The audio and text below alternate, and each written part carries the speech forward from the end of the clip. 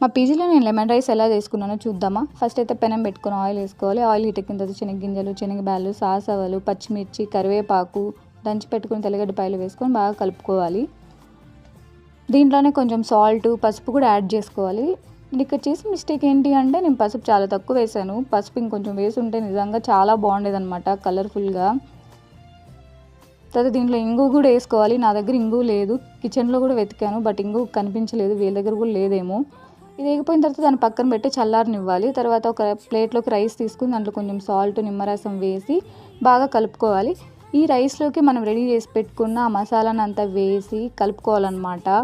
ఇది బాగా కలుపుకున్న తర్వాత టేస్ట్ చూస్తే మాత్రం నిజంగా చాలా బాగుంది. నాకైతే బాగా నచ్చింది. నేను చేశానని కాదు కానీ నిజంగానే టేస్ట్ బాగుంది. మేమైతే ఇలాగే చేసుకుంటాం అనమాట లెమన్ రైస్.